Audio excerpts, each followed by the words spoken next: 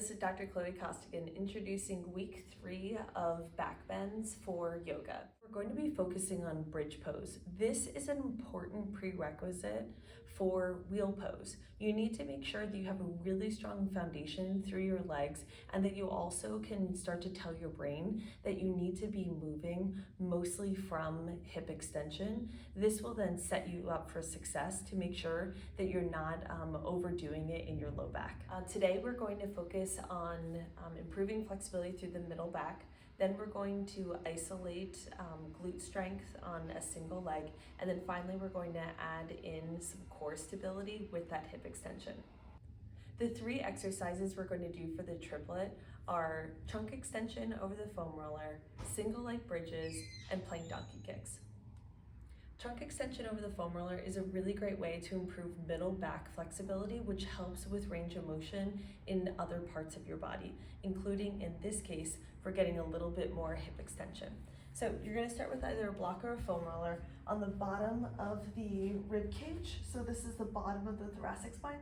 I'm gonna interlace my hands behind my head and I'm gonna arch back over the foam roller. Now, you might not be able to necessarily go all the way back. That's totally fine. The whole point is just to get this middle back area to move a little bit more. Then you're gonna you're gonna go one spot up, and then you're going to arch over and then come back up. Then the next spot, interlace those hands and then arch back over. Like I said, you're going to do 10 repetitions. So you're gonna start at the bottom of the thoracic spine and then move up to just at the base of the neck. Single leg bridges are really helpful for improving glute max strength, and the single leg is really helpful for improving strength side to side. So then if there is an asymmetry, then it will help to even that out. For a bridge, you're going to start by lying on your back.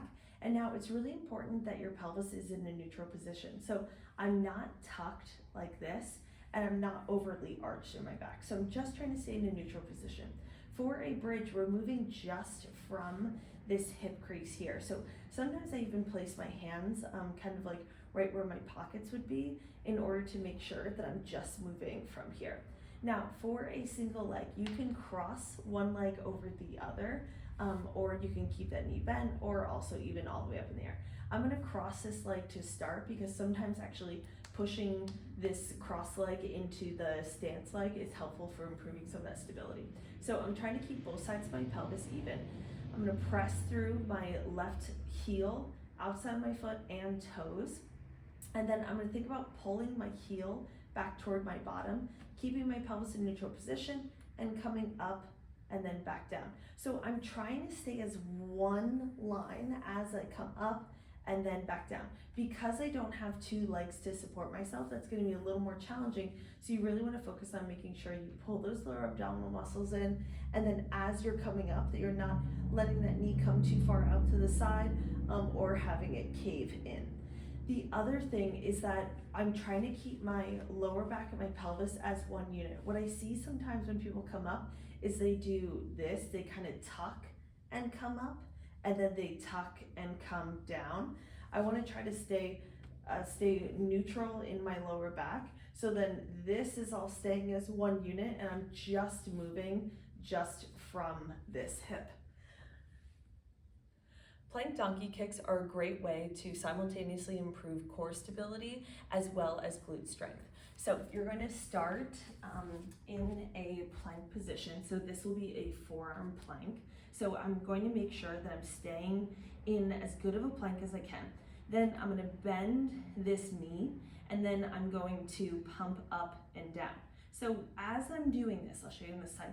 As I'm doing this, I'm really trying to focus on making sure that I'm not arching my back, I'm not lifting up too much. I'm trying to just stay in one position as I lower down and come up. I'm also trying to make sure my knee isn't coming out to the side, so I'm just bringing my heel straight up, so then I can focus on engaging right where that glute and thigh meets. So as I'm here, I'm pressing my forearms into the ground, reaching out through my heel, and then coming down and up. For the trunk extension over the foam roller, I want you to try to find 10 spots along the thoracic spine. For the single leg bridges, do 10 on each side, and then finally for the plank donkey kicks, do 10 on each side, and repeat that for a total of 3 rounds. For the week 3 strength portion, you're going to alternate between doing camel hip lifts and an isometric hold for a bridge. Remember, we've done the camel hip lifts, but we're revisiting them because it's going to give ourselves an opportunity to improve our technique.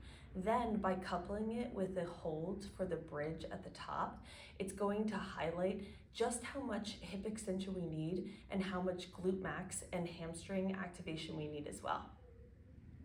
Hi guys, I'm going to show you camel hip lifts. This is a really great exercise for improving glute and hamstring strength, and it's also a really great way to kind of teach your brain exactly how you should be moving from your hip while isolating the other areas in your spine.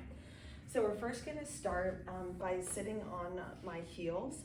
I'm going to place my hands kind of right in where like this hip crease would be, like where my pockets are. Now, when I go to sit up, when I go to start, I'm trying to focus on making sure that my pelvis is rotated forward just slightly. So I'm going to be inclined to kind of like tuck under like this as much as I can. I'm going to try to stay in a neutral position. Okay. Now the next thing is where the rest of my spine is. So I'm going to want to kind of like lean forward as I come up. I'm going to try to stay as vertical as I can. So I'm going to press my shins into the ground and then contract right where my glute and thigh meets to lift myself up. And then I'm going to come back down. So I'm really trying to focus on as I'm coming up then too. I'm not going to arch through my back. I'm just trying to stay as stable as I can in my lumbar spine as I'm just moving from my hips. I'm going to press my shins down almost like as if I'm trying to straighten my knees and then contract right where my glute and thigh meets. The other thing is that as you can see, like if I start getting tired, I'm going to want to kind of dip forward and then come up. But now you see how my hips are kind of behind me. I want to make sure that I'm focusing on keeping this as open as possible. A glute bridge is a great way to improve hip strength, so focusing on the glute and the hamstring, while also reinforcing a good hip hinging pattern where you're focusing on just moving from the hip and not moving from the lower back. So you're going to start by lying down on your back. You want your pelvis in as neutral of a position as you can be in. So the tendency is that a lot of people will kind of tuck their pelvis.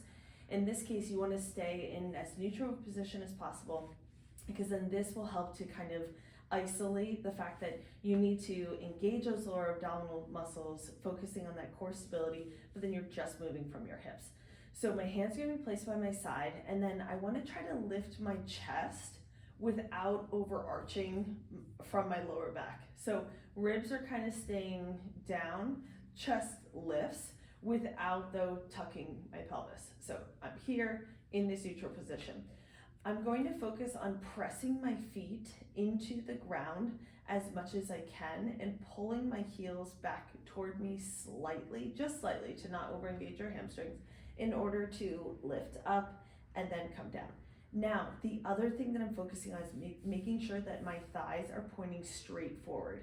What happens is people will tend to kind of bring their knees out to the side. That's going to actually compress that lower back and SI joint area. So as I'm doing this, I need to kind of think about almost like I'm turning my inner thighs in toward each other without being knocked in. I'm not moving my thigh at all, but that's what I'm thinking about, is that my inner thighs are turning in toward each other as I open this hip and then come back down. I find that it's helpful to have this like kind of tactile cue too, to make sure that I'm moving just from that hip. You're going to do 3 rounds of 5 camel hip lifts right into a bridge where you're going to hold for 5 seconds at the top. Give yourself about 15 seconds or so, and then you're going to repeat that 2 more times. Make sure to like and subscribe to the Mobility Doc YouTube and share with your friends, and let us know what you think.